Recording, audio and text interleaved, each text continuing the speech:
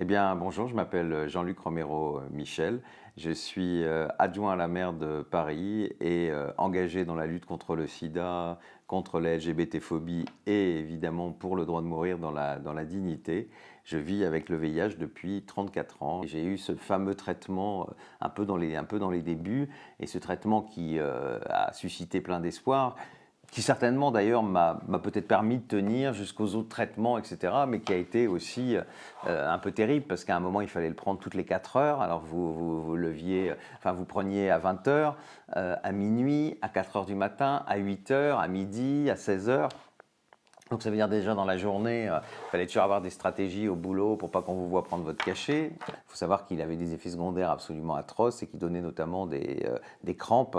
Et la nuit, je hurlais tellement ces crampes étaient horribles. Il a fallu vivre plusieurs années avec ce médicament. Donc ça a été ces années AZT qui restent quand même voilà, des souvenirs de souffrance, de douleur, et puis d'être amené sans arrêt à ce virus. Alors qu'évidemment, dans ces cas-là, on a besoin de penser à autre chose. Mais voilà, moi, ma chance, ça a été de continuer à travailler, parce que même si j'étais épuisé, la journée, je bossais et j'étais assistant parlementaire, je bossais beaucoup. Très rapidement, au début des années 90, j'ai eu beaucoup d'amis qui ont commencé à mourir, dont mon premier grand amour. Ça a été, c'était tous les soirs, après mon boulot, aller à l'hôpital, aller voir des gens, etc. Et je pense que ça a été la deuxième chose qui m'a aussi sauvé, parce que je me suis occupé de tout le monde, même de mes copains séronégatifs qui avaient leurs copains séropos et qui n'assumaient pas. Mais au final, comme j'allais voir d'autres qui étaient souvent beaucoup plus mal que moi, comme je travaillais, eh bien, quelque part, je pense que le fait de ne pas être resté seul avec moi, comme beaucoup l'ont été, et parfois pas par choix non plus, parce que certains ont perdu leur boulot, etc. Moi, j'ai eu la chance de pouvoir continuer à bosser. Ceux et celles qui avaient des travaux physiques ont dû s'arrêter. Donc, j'ai vécu ces années jusque l'arrivée de ce qu'on a appelé les trithérapies, enfin ce qu'on pourrait appeler plus des multithérapies, de 1990 à 1995, la perte de vraiment beaucoup de gens, de mon premier grand amour que j'ai accompagné jusqu'au bout et qui a été quelque chose d'une grande violence, d'avoir vu mourir des tas de gens à 20 ans, 25 ans, vous n'êtes pas prêt à ça, hein. C'est-à-dire ce qui m'a conduit très vite à mon combat pour le droit de mourir dans la dignité, parce que j'ai vu mourir plein de mes amis qui disaient « je veux mourir, j'en peux plus ». Ils étaient maigres comme on ne peut pas imaginer, des taches partout, ils souffraient vraiment, enfin ils avaient des douleurs physiques. Et puis de voir qu'on vous force plus ou moins à vivre, qu'à l'époque on ne voulait même pas donner de la morphine aux gens. Moi je me souviens presque la dernière nuit de mon premier amour, il était à l'hôpital de Strasbourg, il souffrait, etc. Je me dis mais il faut lui donner de la morphine, etc. Puis on me dit mais attendez, ça va le faire mourir. Je dis mais vous foutez du monde, il va mourir là bientôt. Et il n'entendait pas, on ne pouvait même pas donner de la morphine. J'ai essentiellement des amis qui ont 10 ans de moins que moi, parce que tous les gens de ma génération, à quelques exceptions près, sont tous morts. C'était ça d'ailleurs le grand paradoxe. Moi je suis arrivé à Paris pour vivre mon homosexualité. Je vivais en province, à Béthune, c'était pas très facile. J'ai commencé mes études à Lille. Aujourd'hui les choses seraient différentes parce que Lille est une ville aujourd'hui plus friendly, mais dans le contexte de mon époque, de mes 20 ans, c'était pas le cas. Je fuis Paris, j'arrive, c'est l'élection de Mitterrand, on dépénalise totalement l'homosexualité en 82. Il y avait des fichiers homosexuels, on les supprime, dans lesquels j'étais. D'ailleurs, j'ai pu les voir après, parce qu'on avait eu le droit de consulter les fichiers. Ça paraît fou aujourd'hui, et pourtant tout ça c'est quand même récent, hein, c'est les années 82-83. Les descentes de police dans les bars et dans les boîtes de nuit gays, qui étaient le quotidien de ces bars et de ces boîtes, sont interdits par Mitterrand et par Gaston Defferre, qui était son ministre de l'Intérieur.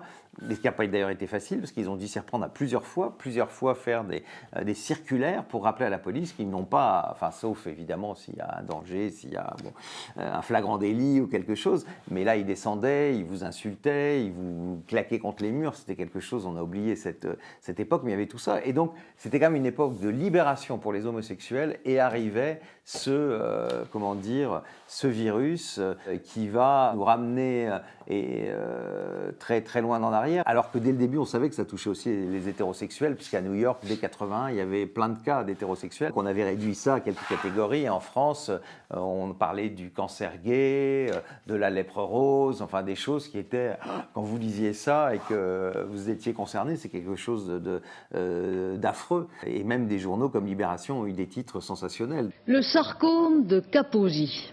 Tel est le terme savant d'une forme de cancer qui s'était déjà manifestée en Afrique et qui frappe maintenant en Occident.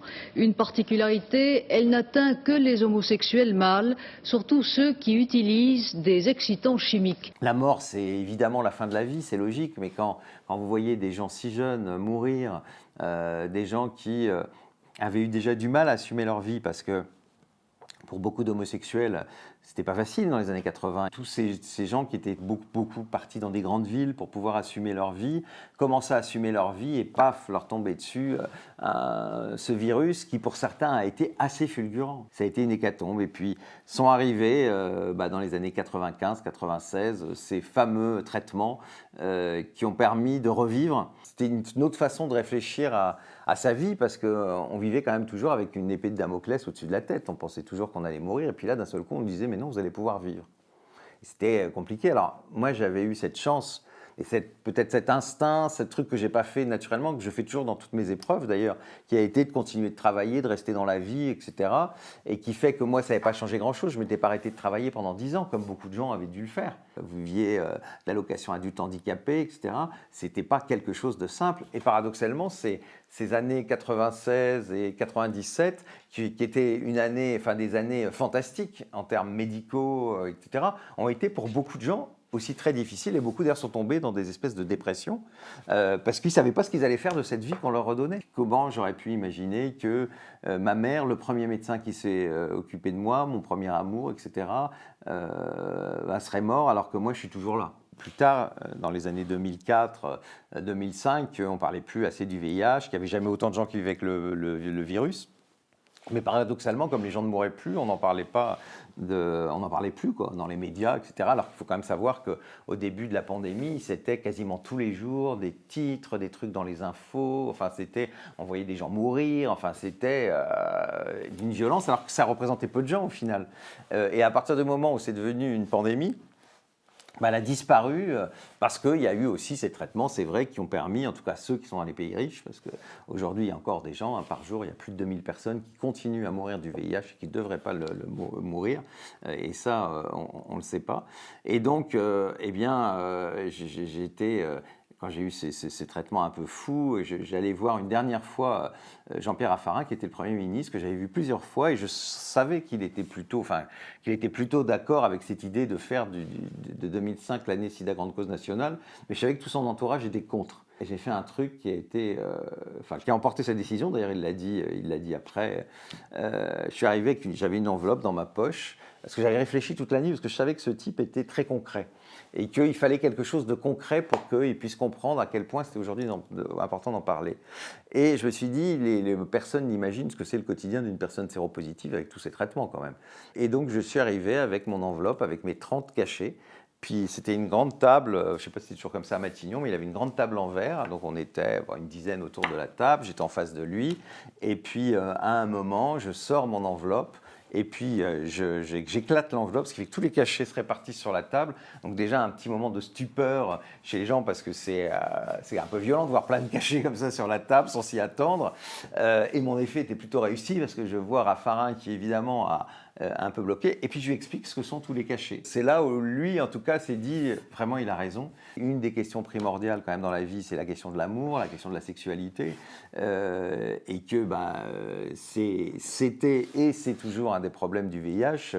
Comment construire une vie amoureuse quand on est séropositif, quand on sait que même en 2021, il reste tellement de tabous, tellement de préjugés, et ça fait fuir tellement de gens quand vous leur annoncez que vous êtes séropo, qu'il faut imaginer à cette époque où en plus ces traitements vous déformaient et quelque part vous montraient que vous étiez séropo. Très vite, je me suis quand même engagé dans la lutte contre le sida. J'étais proche de Lynn Renaud quand j'étais jeune. Quand elle a créé son association Artistes contre le sida, j'étais une espèce de petite main, je faisais des enveloppes pour inviter à ces galas, etc. Puis j'y assistais, j'ai eu la chance d'assister au grand gala avec Elizabeth Taylor. Et puis, comme j'étais élu, je m'étais rendu compte que, surtout avant 2005, enfin jusqu'aux années 2005-2006, qu'en fait les nouveaux traitements sont arrivés qu'en 2006, c'est que tous les responsables associatifs mouraient parce qu'ils étaient la plupart du temps à l'époque, aujourd'hui c'est un peu différent, mais dans les associations c'était quasiment que des gens qui vivaient avec le VIH. Moi à l'époque j'ai été longtemps élu, ce qu'on ne sait pas c'est que dans les conseils municipaux vous êtes bénévole pour la plupart. Et moi j'ai été élu 20 ans, enfin ouais, en étant pas indemnisé. Et donc on a la même sensibilité au final, c'est des gens qui ont envie de servir les autres, qui donnent du temps pour la collectivité. Puis je me suis dit, ils sont partout les élus. Hein. Il y a plus de 36 500 communes en France, il y a plus de 500 000 élus. Et je me suis dit, mais ça peut être un relais pour aider les associations, non pas pour faire ce que font les associations, parce que ce n'est pas les élus qui font ce que font les associations, mais pour ouvrir les portes. Et c'est comme ça qu'est venue l'idée d'élus locaux contre le sida, en plus un peu en honneur d'Hubert, qui était mon premier amour, qui était mort en 2004. Je voyais beaucoup de personnes vivant avec le VIH. Et en fait, ils ne savaient pas officiellement que j'étais séropo. Et très vite, j'ai eu une espèce de malaise. Je passe mon temps à dire dans des interviews, dans des gens, que ce n'est pas une maladie honteuse, que ce n'est pas une maladie taboue, et je ne le dis pas moi-même. Et puis, j'ai interrogé un peu tout mon entourage. Tout le monde dit, il ne faut surtout pas que tu le dises, etc. Il y avait en plus cette espèce de fantasme, si tu le dis, tu vas mourir peu de temps après, parce que le peu de gens qui l'ont dit, connus, sont morts souvent très rapidement, enfin à cette époque-là, sont morts très, très rapidement après l'avoir dit. Et il y avait donc cette espèce de peur. Sheila, qui était la présidente d'honneur de LCS, pareil, à part peut-être Lynn Renault, qui, elle, n'y voyait pas beaucoup d'inconvénients autour de moi, tout le monde, puis mon petit copain de l'époque, même s'il m'a accompagné quand j'ai décidé de le faire, mais il n'était pas du tout favorable, parce qu'il y avait aussi une peur par rapport à lui, parce qu'il disait, on en parle, lui il était séronégatif, mais voilà, il y avait toute cette part de fantasme qu'on peut tout à fait comprendre. Et puis donc j'ai décidé de le dire. Je n'ai pas voulu le dire que dans une interview, parce que j'ai écrit un livre qui à l'époque s'appelait Virus de vie, pour raconter cette histoire, parce que je ne voulais pas qu'on résume à une interview, parce qu'une interview, c'est quand même quelque chose de souvent très court, surtout si c'est sur un grand média, ça dure 5 minutes, 6 minutes, 7 minutes, et j'estimais qu'il fallait que je raconte les choses, qu'après je pourrais comme ça en parler, puis que les gens, s'ils voulaient comprendre, ils avaient un support pour comprendre ce qu'avait été la découverte du VIH, ce que c'était de vivre avec le VIH. Et donc j'ai sorti ce livre, j'ai témoigné, je pense être à ce jour en France et d'ailleurs ailleurs le seul élu à l'avoir fait, ce qui prouve qu'on reste quand même dans une espèce de tabou, parce qu'évidemment je ne suis pas le seul élu, ni en France ni ailleurs, à vivre avec le VIH, et que le peu d'élus d'ailleurs qui l'ont fait dans d'autres pays, je pense en Angleterre, je pense aux États-Unis, c'est souvent quand ils étaient dans les derniers jours de leur mandat. Donc ce qui veut dire encore à quel point aujourd'hui ça reste quelque chose de stigmatisant, parce que je veux dire en 2011, il y a une nouvelle génération d'élus qui est arrivée avec les élections municipales du mois de juillet dernier. Je me disais, parce que j'en connais certains, que ça allait être plus facile, etc. Et j'essaye d'en convaincre certains, parce que moi je ne veux forcer personne, parce que c'est quelque chose où on doit être préparé, c'est pas quelque chose de facile. Moi je sais que quand je l'ai fait, je savais, mais de toute façon je savais depuis les années 87 que je ferais jamais une vraie carrière politique, parce que j'avais fait une croix sur un certain nombre de choses que je m'étais dit, je ne sais pas combien de temps je vais vivre, et donc mais j'ai privilégié mes combats, ce qui a plutôt été bien, parce que dans un sens, je me suis battu sur mes combats sans avoir peur d'être en contradiction parfois avec mes anciens et avec mes nouveaux amis politiques, et ce que je continue à faire quand je ne suis pas d'accord, moi je n'ai pas tellement de problèmes, parce que je m'en fiche au final, je me dis, tant pis s'ils ne veulent pas de moi, et c'est cette force que m'a donné aussi ce virus, mais évidemment c'est vrai que vous ne faites pas forcément la carrière que vous devez faire, et ça il faut le savoir. Mais à côté de ça, quand vous avez dit ça, en fait, vous êtes libéré, parce qu'en fait, c'est quand même une espèce de poids. Quand vous passez votre vie à cacher quelque chose aux autres, forcément, c'est difficile à vivre. Et je le vois encore assez souvent quand je vais à l'hôpital, où je vois parfois des gens connus, qui me connaissent bien sûr, et qui sont très gênés quand ils me voient. Quand je vois des gens, des copains à moi, et ça m'est arrivé plusieurs fois ces dernières années, qui ne m'ont jamais dit qu'ils étaient séropositifs, et qui attendent comme par hasard, dans le même service. Et certes, ce service fait de la PrEP, mais c'est le soir. Donc là, les gens qui sont là, à 95%, c'est pour le VIH. Et je vois dans les regards les gens mal à l'aise. Et d'ailleurs, à chaque fois que j'ai vu des gens que je connaissais, connus, et évidemment où on se parlait quand même, on parlait de tout, mais certainement pas de la consultation qu'on venait faire. Au moins, j'ai plus cette étape-là, qui est cette étape de l'angoisse qu'on a quand on n'est pas, et que j'ai connu, comme tout le monde, de devoir dire à l'autre personne, avec la trouille, qu'il s'en aille qu'ils réagissent mal. Quand on est séropositif, on fait aussi son espèce de coming out, on doit apprendre à accepter qu'on vit avec ce virus, on doit apprendre à s'accepter. Il faut aussi comprendre que les autres doivent aussi faire un cheminement parce que c'est une maladie taboue, c'est une maladie honteuse dans l'esprit de beaucoup de gens. Ça m'arrivait dans l'autre sens de tomber sur d'autres gens, etc. et d'être terrorisé à l'idée qu'ils puissent aller le raconter à quelqu'un. Donc je pense que le dire, et puis ça vous libère, c'est une vraie liberté. Maintenant, je le redis, hein, c'est pas... ça ne peut pas être une obligation, chaque cas est différent. Et puis c'est quand vous êtes prêt, de toute façon, c'est quelque chose que vous sentez à un moment, vous dites ça suffit, maintenant je peux plus me cacher, je peux plus vivre avec ce secret-là, j'estime que voilà, je suis prêt aujourd'hui. C'est pas simple encore en 2021 de se dire que y a plein de gens qui n'ont pas encore cette force, qui n'ont pas cette possibilité de pouvoir parler. Et je pense que c'est vrai que le jour où il y aura une vraie visibilité des personnes séropositives, le regard changera. Surtout qu'aujourd'hui, on a tous les éléments. Aujourd'hui, quand on sait qu'une personne séropositive, sous traitement, sans charge virale, ne peut plus infecter, même sans capote, ça devrait changer le regard des gens, puisque la personne séropositive qui connaît son statut n'est plus un danger pour qui que ce soit. Mais malheureusement, le fait qu'on ne voit pas assez de visibilité de personnes séropositives, et je pense que plus ils le diront, nous on a fait à Élus locaux contre le sida, il y a un peu avant la mort de mon mari Christophe, un livre qui s'appelle Portrait de vie, qui a été une exposition, qui a beaucoup tourné en France, qui a dû être exposé une centaine de fois, qui aurait dû l'être encore plus, mais le coronavirus est arrivé. Peut-être que ça reprendra après, j'espère, quand la vraie vie va revenir et qu'on pourra enfin parler du VIH, parce qu'aujourd'hui, il a été oublié, ce qui est un drame, déjà même chez nous, hein, en termes de dépistage, etc. Mais chez nous, au moins, on peut accéder au traitement. Mais dans certains pays, l'accès au traitement, c'est arrêté. En Russie, par exemple, où l'accès au traitement est d'un des pays où il y a le moins d'accès, enfin, où des gens meurent comme dans les années 80. Il faut quand même se mettre ça dans la tête. Ceux qui n'y sont pas allés, moi j'y suis allé, c'est abominable ce qui se passe en Russie pour les personnes séropositives. Parce qu'on parle de l'Afrique, mais l'Afrique a plus de traitements que les Russes. C'est quand même fou, quoi. Ce changement de regard, il ne pourra se faire que quand massivement on aura banalisé, même si c'est jamais simple, parce qu'on dit oui, le VIH, etc. Ça n'a pas été simple non plus pour les gens qui vivent avec le cancer. Moi, mon père est mort dans cette pièce en plus. Dire un cancer, il fallait pas utiliser ce mot-là, c'était quand même terrible. Donc on avait un rapport à la maladie qui a toujours été très spécial, un rapport à la mort qui a été très spécial. C'est-à-dire qu'en fait, les progrès médicaux, ils n'ont pas été suivis des progrès sociétaux.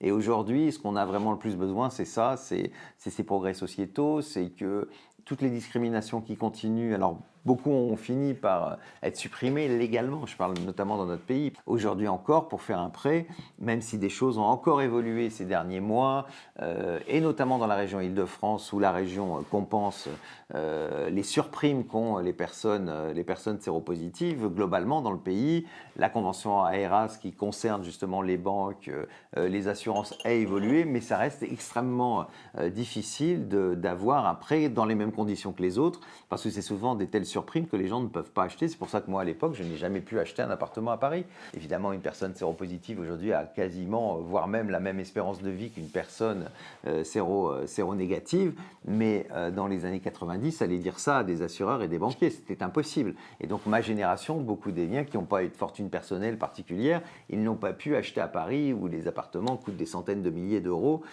et où vous ne pouvez pas payer des surprimes complètement délirantes. On voit d'ailleurs pourquoi beaucoup montent ces histoires d'archives, notamment d'archives LGBT, où il y a la question du VIH qui doit être quelque chose qui doit être gardé, parce que c'est une histoire incroyable, une histoire à la fois terrible, comme j'ai dit au début, parce que quand tu as 20 ans, on perd tous ses amis qui ont le même âge, c'est quelque chose de dramatique, et que les générations qui viennent, et notamment les jeunes LGBT, doivent savoir ce que leurs aînés ont vécu. Ce militantisme, s'il n'avait pas existé à l'époque, on n'aurait pas toutes ces avancées, notamment le mariage pour tous. Aujourd'hui, quand on apprend qu'on est séropositif, même si les conditions sont très différentes, l'annonce est toujours aussi violente.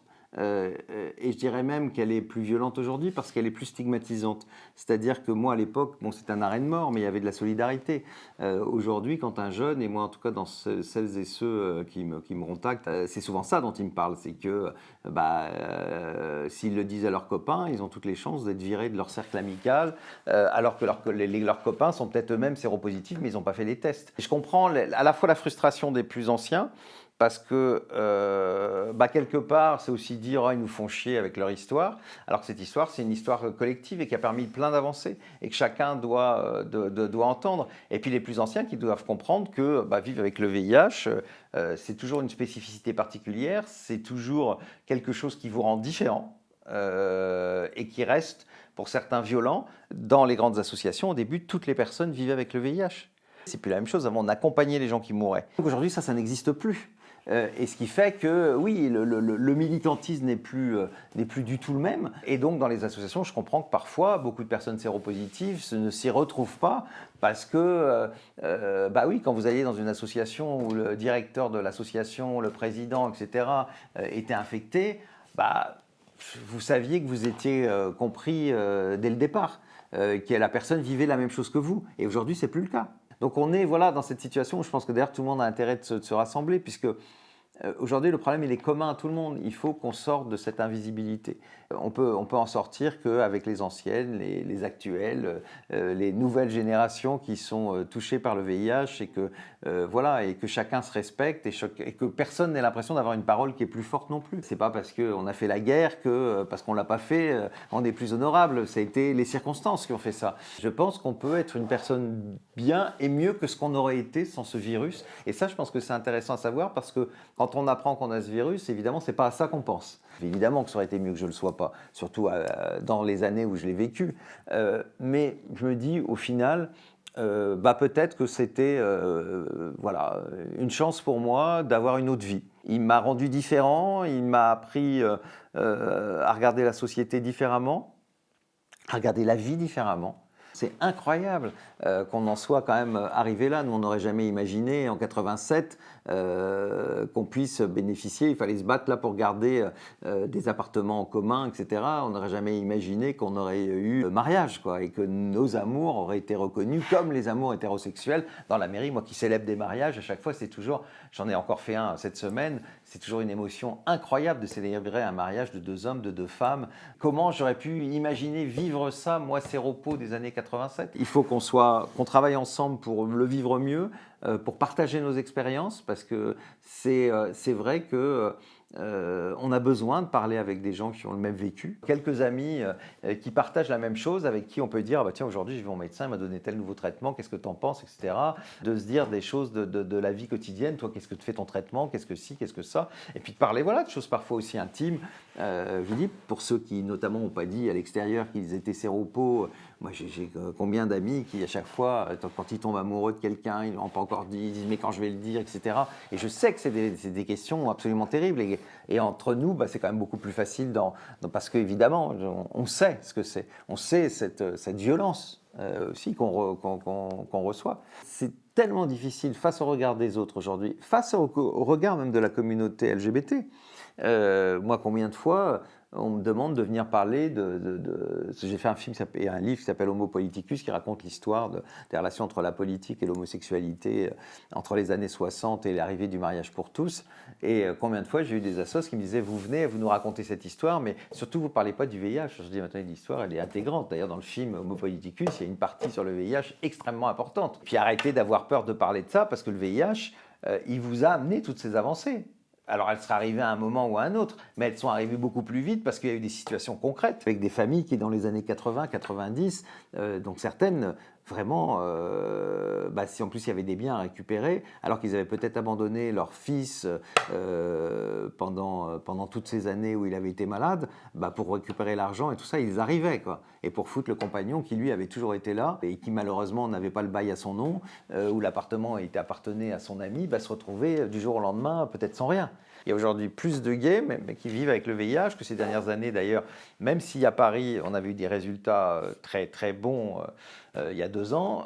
Malheureusement, avec le confinement et tout ce qui s'est passé, je ne suis pas sûr que les résultats vont être aussi bons prochainement. Et donc, que c'est en plus quelque chose qui est complètement d'actualité et qu'il ne s'agit pas de réduire l'homosexualité au sida. C'est évidemment absurde. La majorité des gens qui ont le VIH dans le monde, c'est évidemment des hétérosexuels. Mais on ne peut pas nier qu'on a été une population particulièrement touchée, que ça fait partie de notre histoire, ça fait partie de notre quotidien aujourd'hui et que ça doit être partie intégrante de notre réflexion, de notre travail et qu'il ne peut pas y avoir un centre gay lesbien en France qui n'intègre pas la question du VIH, qui ne célèbre pas les grands moments autour du VIH et qui n'organise pas des débats autour de la prévention, du vivre avec, de la lutte contre les discriminations que subissent les personnes séropositives au sein même de la communauté LGBT. Ça fait pas souvent plaisir à certaines associations, mais c'est vrai que c'est inconcevable aujourd'hui de ne pas traiter ce problème-là quand on sait le nombre de personnes qui sont forcément touchées dans quelques centres gays et lesbiens où on peut aller en France. Je le dis aujourd'hui, je pense que ça peut paraître choquant, mais que ce virus m'a sûrement rendu meilleur, que ce virus m'a fait trouver d'autres priorités, que ce virus m'a appris à vivre mieux le moment présent, à plus faire attention aux gens que j'aime, aux gens qui sont autour de moi, à m'en occuper différemment.